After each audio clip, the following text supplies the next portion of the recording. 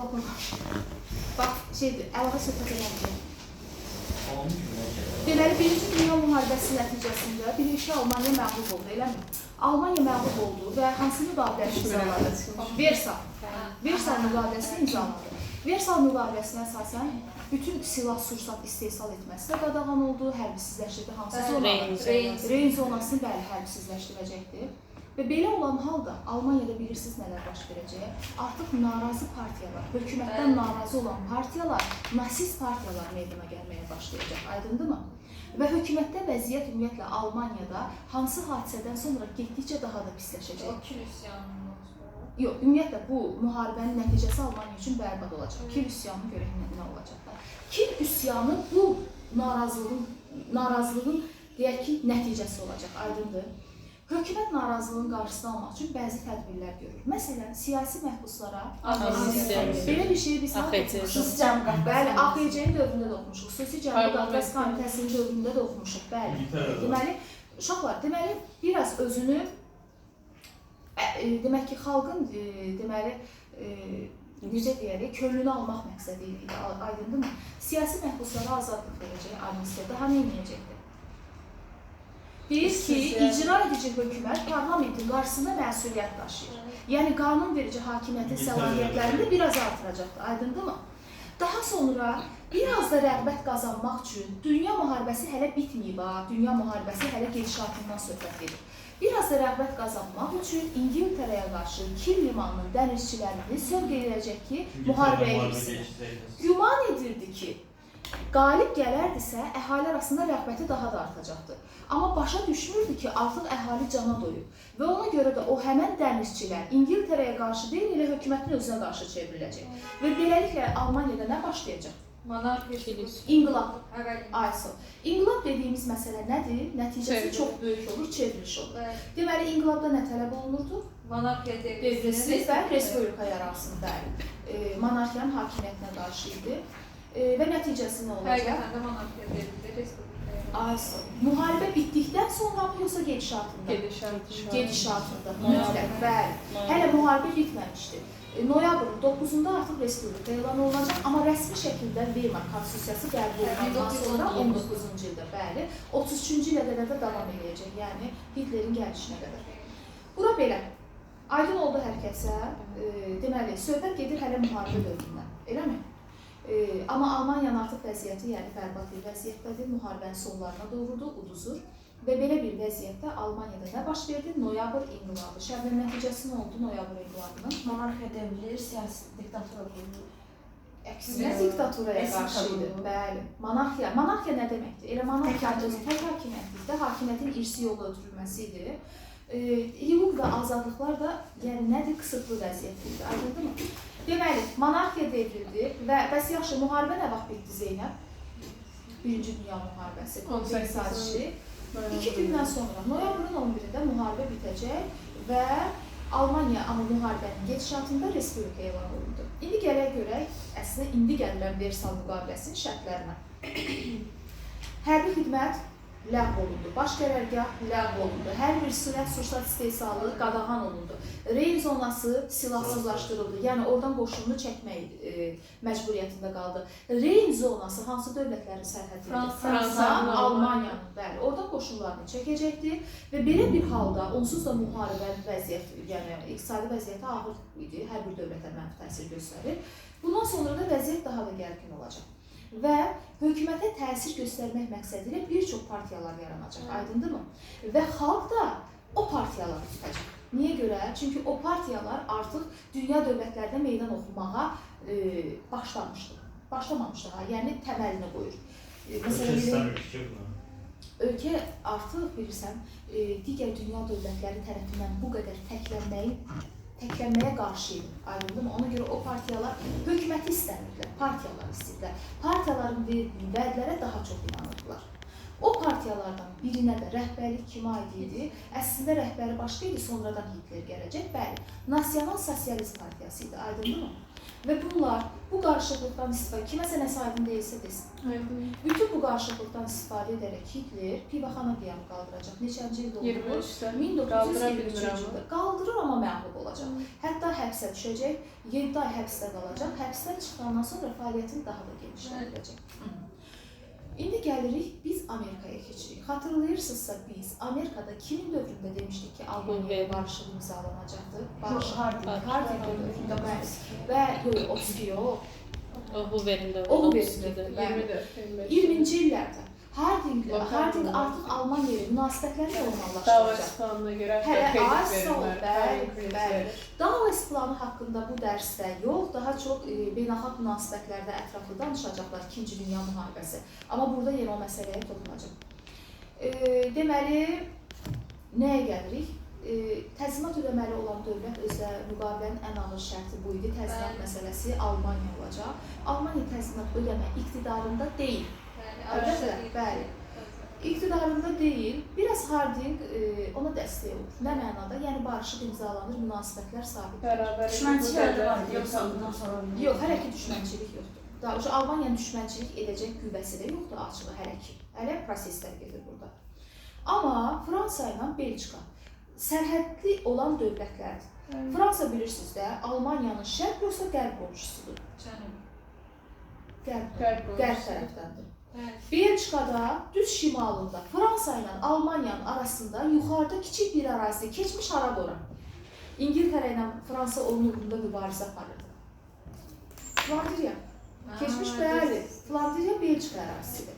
Belə olan halda Almaniya təzminat ödəyə bilir, ödəyə bilmir.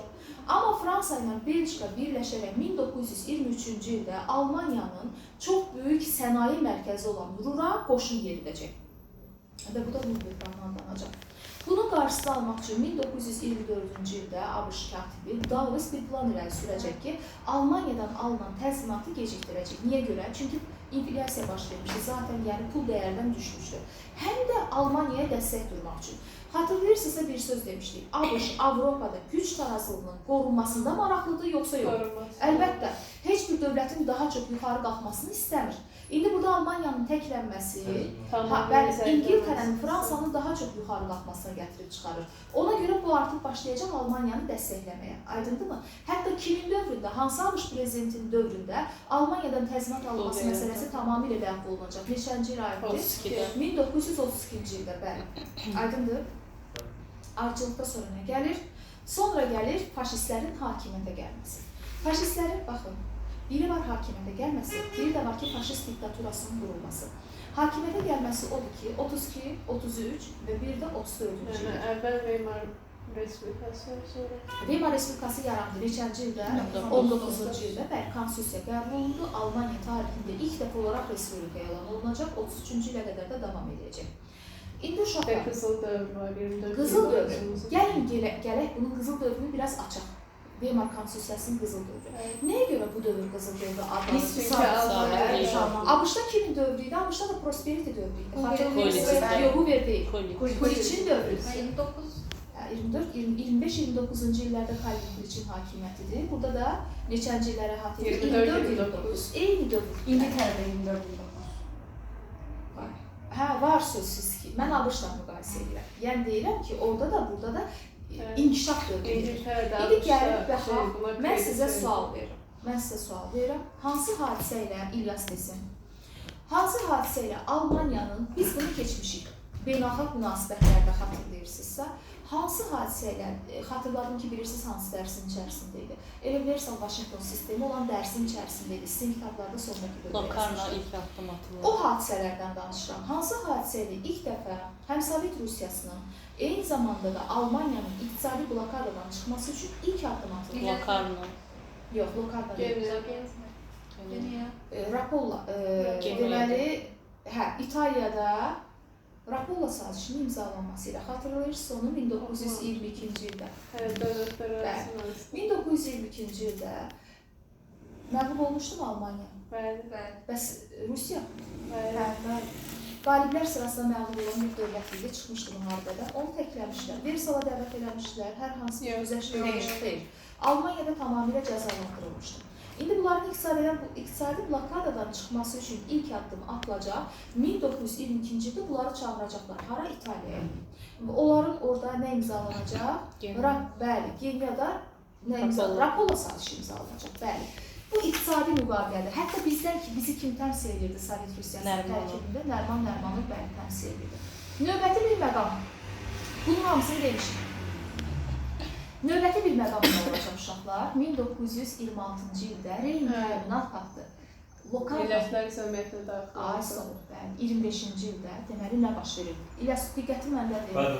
Deməli 1925-ci ildə İsveçrədə qalib dövlətlər hansıları idi? Avropa dövlətlərindən söhbət gedir. İngiltərə, Fransa, Rusiya yox, məğlub olmuşdu. İngiltərə, Fransa, Belçika, İtaliya, bununla bərabər Almaniyanı da çağırırlar. Deyir ki, ilk dəfə Almaniya bərabər hüquqlu tərəfdaş kimi nə zaman tanındı? Reyn təminat paktında. Yəni deyir ki, gəl dost olaq. Hamımız dost oluruq, aydındırmı? Səni bizimlə bərabər hüquqlu dövlət kimi tanıyırıq. 25-ci ildə hansı dövrə düşür? Veymarın qızıl dövrünə düşür, inkişaf dövrünə düşür. Və bundan istifadə edən Almaniya bir ildən sonra hara daxil olacaq? Millətlər Cəmiyyətinə. 1926. Millətlər Cəmiyyətinə daxil olan hər bir dövlət hansı öhdəliyi üzərinə götürürdü bəs? Bir-birinə Sülh, təminat, təcavüzkar siyasətdən imtina etməsini. Aydındırmı? Bəli, bəli. Daxil oldu Millətlər Cəmiyyətinə 1926-cı ildə. İndi 2 dənə sual verəcəm. Hansı hadisə ilə Almaniya iqtisadi blokadadan çıxması üçün ilk addım atıldı? Yəni hansı hadisə hesab olundu? Geniya. 22-ci ildə, bəli. Hansı hadisə ilə Almaniya digər Avropa dövlətləri ilə bərabər hüquqlu tərəfdaş kimi tanınacaq? Bəli, Reyndə. İndi gəlin bir dənə Reyndə bir məsələyə də toxunuldu. Sərhəd dövlətlərdir. Almaniya, Fransa, bir də Belçika. Axı Almaniya əvvəl təcavüzkar dövlət olub. Fransa hələ də biraz ehtiyat edir. Və bu İsveçrə konfransında, Lokarno konfransında, Reyn təminat paktında Fransa öz Reyn boyu zonanın təhlükəsizliyini təminat altına alır. Yəni Almaniya deyir ki, arxayın ol, mən sən sərhədlərinə artıq toxunmayacağam. Aydındırmı? Nə Belçikanın sərhədlərinə toxunan deyib, xatırlayırsınız, Belçika bir tərəf dövlət idi, Birinci Dünya müharibəsi. Amma belə Almaniya birinci ora mübarizə, yəni qoşun yeritmişdi. Hətta Belçikanın hansı dövlət müdafiə edirdi? İngiltərə müdafiə edirdi, aydındır? Ona görə Marda döyüş olmuşlar. Bəli, bəli. İndi uşaqlar, bura qədər hər şey aydındır. Millətlər Cəmiyyətinə nə zaman daxil oldu Almaniya? 1926-cı ildə daxil olacaq. İndi gəlirəm faşistlərin hakimiyyətə gəlməsi. 3 məqam var. Faşistlərin hakimiyyətə gəlməsi, partiya olaraq birinci partiyaları qələbə çalacaq 32-ci ildə. Sonra Reyk kansler seçiləcək 1 ildən sonra, 33-cü ildə. Bu bütün hakimiyyəti ələ almaq deməkdir, yoxsa yox? Yox, ancaq kansler. Hələ prezident var. Bəli, Prezident. prezident kimdir orada? Hindenburg, bəli. Hələ bu tam diktatura qurmuyubdu. Ona görə gəlir hakimiyyətə, bəli, hökumətin başçısı olur. Reyk kansler hökumətin başçısı deməkdir. Amma gəlir görür ki, təkcə faşist partiyasından iş getməyəcəkdir. Ona görə digər partiyaların da burada iştirakına icazə verir. Amma nə baş verir? Diktator olandan sonra baş verəcək. Hindenburg'un ölümündən sonra, nə zaman öldü? 34-cü ildə. Və nə yaranacaq Almaniyada? Faşist diktaturası. Yəni qanunverici, icra edici, bütün hakimiyyət bir nəfərin əlində cəmlənir. Bəs yaxşı, əgər diktatura qurubsa, bir insan diktatorluq qurubsa, digər partiyalara münasibəti necə olacaq? Hamısını ləğv edəcək. Mətbuat azadlığı, senzuradan söhbət gedə bilər.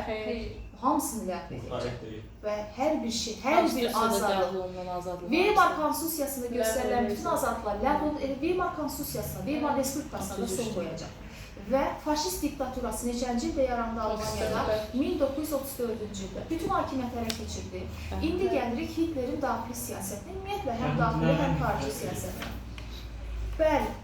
Və Yahudilərə qarşı yürütdüyü ayrı-seçkilik siyasətinin adı antisemitizm siyasəti idi. Yəni, düşünülmüş şəkildə Yahudilərin qırğınları həyata keçirilmişdi. Hətta sındırılmış vitrinlər, köhnə kitablarda var idi. Billur Gecə adlanan böyük Yahudi qırğını həyata keçirilmişdi 1938-ci ildə. Deməli, bütün hər növ azadlıqlara son qoyur. Amma Hitlerin gəlin bir daxili siyasətinə baxaq, daxili siyasətdə iqtisadiyyatın sözsüz inkişafına yönəlmişdi. Və bir də kəndlərə torpaq paylanmasını nəzərdə tuturdu, amma o da edə bilməyəcək APC kimi. Torpaq paylanması yəni baş tutmayacaq. Bəli, avrar saat həyata keçirə bilmək. Nəzərdə tutmuşdumu, amma avrar saat həyata keçmir, yarımçıq qalır. Neçənci ildə faşist diktaturası quruldu Almaniyada? 1934-cü. Bu işsizlik problemi burada da heç həll oluna bilmir, yoxsa? Qismən, yox sözsüz ki, qismən həll olunacaqdır, əməlli başlı həll olunacaq. Amma tamamilə heç yerdə deyək ki, bu problem, heç bir dövlətdə də hal-hazırda tamamilə bu problem aradan qaldırılmış hesab olunur. İndi uşaqlar, hər şey aydındır bura qədər. Gələk indi Hitlerin fəaliyyətinə. Görək nə edəcək? Millətlər Cəmiyyətindən çıxabiliriz. Birinci daxil olmuşdu nə vaxtdır? 26-cı ildə. Buna sərf eləyir orada qalmaq. Çünki planı nədir? Yenidən təcavüzkar siyasət. Neçənci ildə çıxdı Millətlər Cəmiyyətinə? Onunla eyni ildə Millətlər Cəmiyyətinə hansı dövlət tərk eləyəcək? Yaponiya. Sonra onlar birləşəcəklər, birləşəcək fəaliyyətlər. Bəli, İtaliyanın özlərini birləşdirəcəklər, anti-komiteli paktı imzalamaqda 36-cı ildə. Deməli, birinci, nəyi qadağan eləmişlər Versalda buna?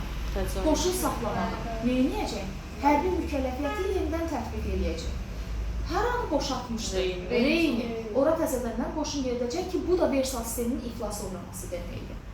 Daha sonra, uşaqlar xatırlayırsınız Versal sistemində deyirlər ki, bəli, vilayəti yoxsa daş kömürlüzəsi? Daş kömürlüzəsi kimə verilmişdi?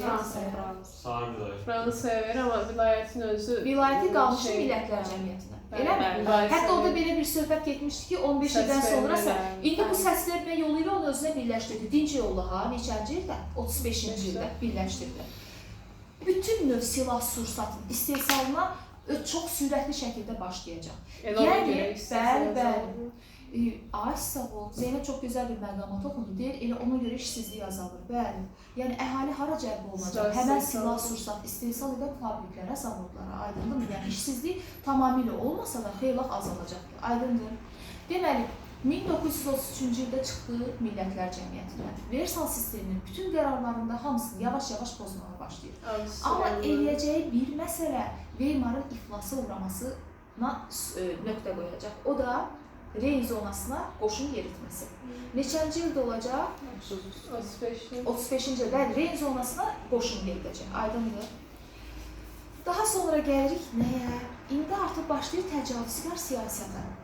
Avstriya, bəli. Sonra da Çexoslovakiya. Çexoslovakiya, bəli. Britaniyadan Fransa buna sözlənir çünki. Bəli, indi Britaniyada bir hökumət var, Henry Chamberlainin dövründə, mühafizəkarların dövrü idi.